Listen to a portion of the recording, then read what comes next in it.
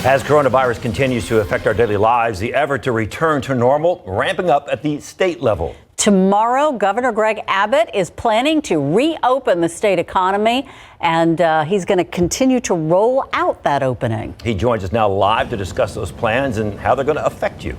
Thank you for joining us, Governor Abbott. We, as citizens, were a little confused about how all this reopening is going to be happening.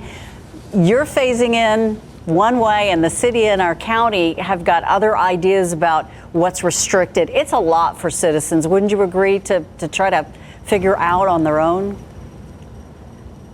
It is a whole lot, and you know, everyone in San Antonio and across the state of Texas, they've been through such tremendous challenges as we've tried to navigate our way forward through this pandemic. Obviously, things were in a stay-at-home standard through today.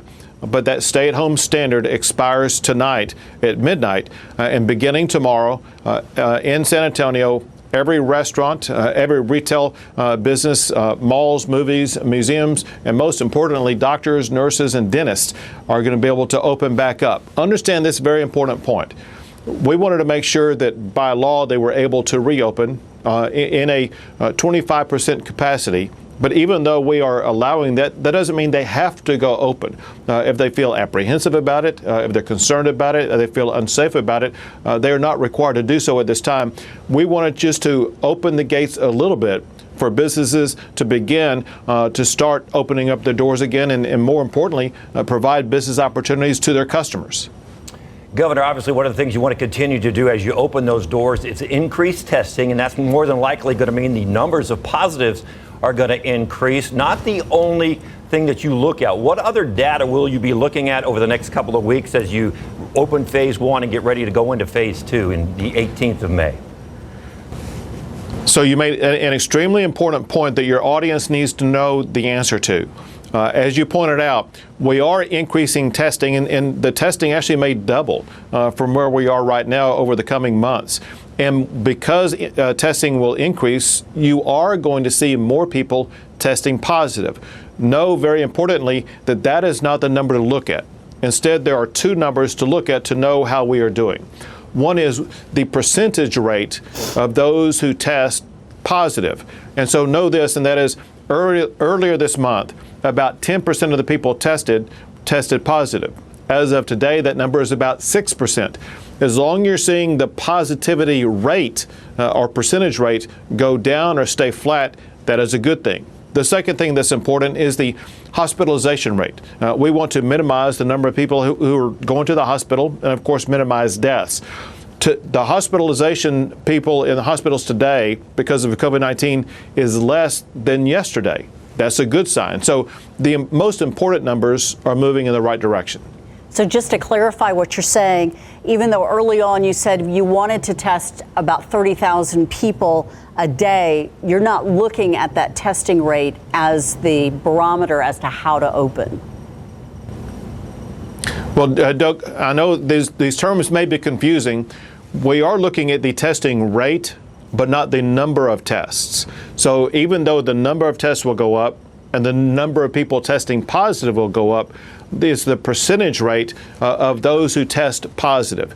If the percentage rate of those testing positive goes over 10%, that could be a problem. There is another number that's very important that we look at, and that is the number of people per thousand in any particular county that is testing positive. If I recall correctly, San Antonio is around 1 or 1.5 per thousand, which is just a very fine number. There are some counties in the state of Texas where it's over 10 per thousand. That's a problem.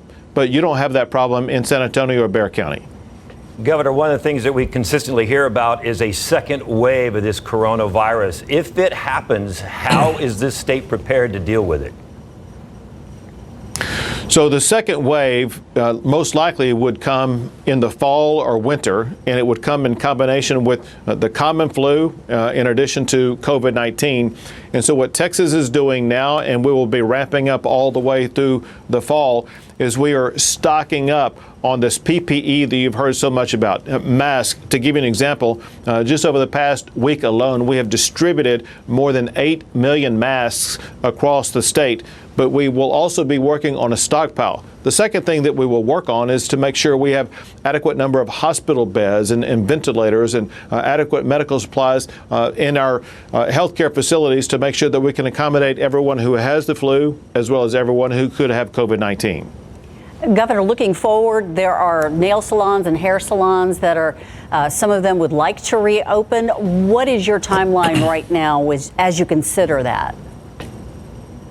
The timeline is as quickly as possible. So ever since I issued my order on Monday, we've actually been working with hair salons and nail salons and barber shops on coming up with the right standards that will pass the judgment of our medical team. Understand this, and that is the decisions we make are based upon data as well as input from doctors. And we're working to get the appropriate clearance from doctors that in a hair salon where people are working so very close together that they use the appropriate face mask as well as other strategies to make sure we can prevent the transmission of COVID-19.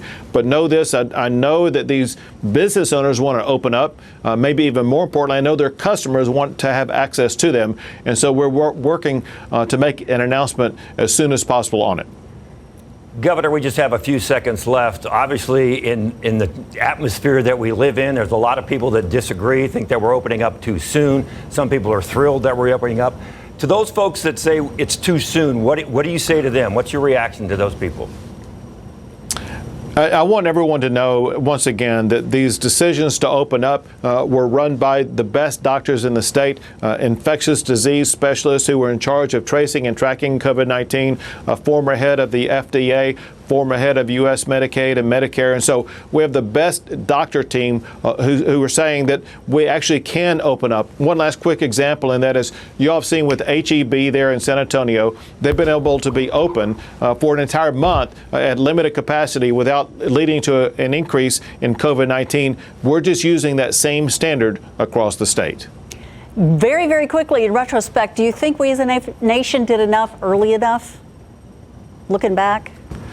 You know, when you look at the way we've been able to contain it, and when you remember those early models that had this catastrophic prediction of so many people dying nationwide and statewide, we've never come close to the catastrophic predictions that came about. And what that shows most importantly is that people in Texas, people in all these other states, they did respond appropriately by working to stay at home and reduce the spread. The strongest thing I could urge your audience to do right now is to remember this, and that is the most vulnerable population are people aged 65 and older. That's where the greatest percentage of deaths are. We urge everyone 65 and older, please continue to try to stay at home if at all possible.